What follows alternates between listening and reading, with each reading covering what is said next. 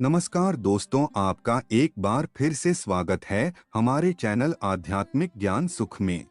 आज हम आपको महात्मा बुद्ध के 5 ऐसे अचूक चमत्कारी मंत्रों के बारे में बताने वाले हैं जिन्हें आप अपने जीवन में अपना के तनाव और बीमारियों से सदा के लिए छुटकारा पा सकते हैं। तो आइए जानते हैं, समग्र स्वास्थ्य के लिए मन और शरीर दोनों को स्वस्थ रखना जरूरी है। बुद्ध पूर्णिमा पर महात्मा बुद्ध के बताए गए उन अचूक चमत्कारी मंत्रों को फिर से याद करते हैं जो किसी के भी जीवन को ज्यादा सुंदर और स्वस्थ बना सकते हैं। ध्यान और योग के बल पर राजकुमार सिद्धार्थ महात्मा बुद्ध बन गए।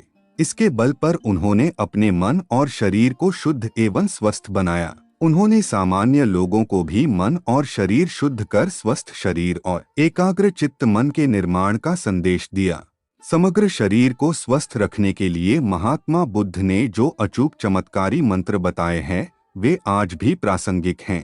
पूर्वी एशिया और दक्षिण एशिया के ज्यादातर हिस्सों में बुद्ध पूर्णिमा मनाई जाती है। पूर्णिमा के दिन महात्मा बुद्ध का जन्म हुआ था। पूर्णिमा के दिन ही उन्हें ज्ञान प्राप्ति हुई थी। महात्मा बुद्ध सबसे अधिक शरीर को स्वस्थ रखने पर जोर देते थे। उन्होंने दुख के लिए दी गई परिभाषा के अनुसार बीमारी को जानने, बीमारी के कारण को छोड़ने और बीमारी के लिए किए जा रहे उपचार पर भरोसा करने के लिए कहा था। तो आइए जानते हैं स्वस्थ शरीर के लिए महात्मा बुद्ध के बताए गए वो 5 अचूक चमत्कारी मंत्रों के बारे में। महात्मा बुद्ध जीवन को संतुलित और शांतिपूर्ण बनाने की बात कहते हैं। कई बौद्ध अभ्यास शारीरिक और मानसिक स्वास्थ्य को बढ़ावा देते हैं। पहला मंत्र है अपना सम्मान करें। महात्मा बुद्ध ने कहा है कि खुद का ध्यान रखने और खुद के प्रति सम्मान भाव रखना बेहद जरूरी है।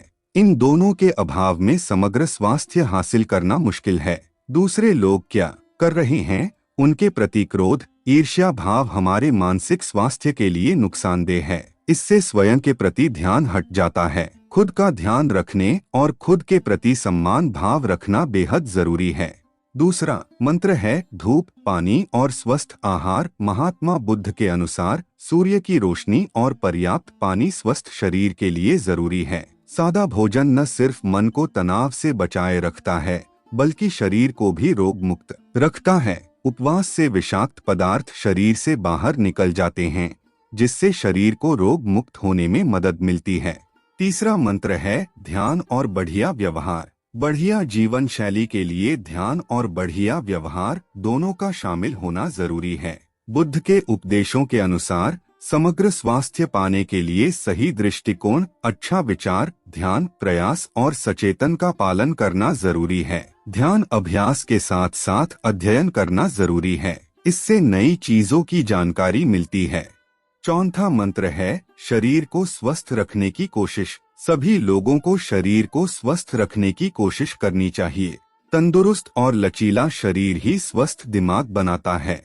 दवाओं का उपयोग करते समय विशेष सावधानी बरतनी चाहिए।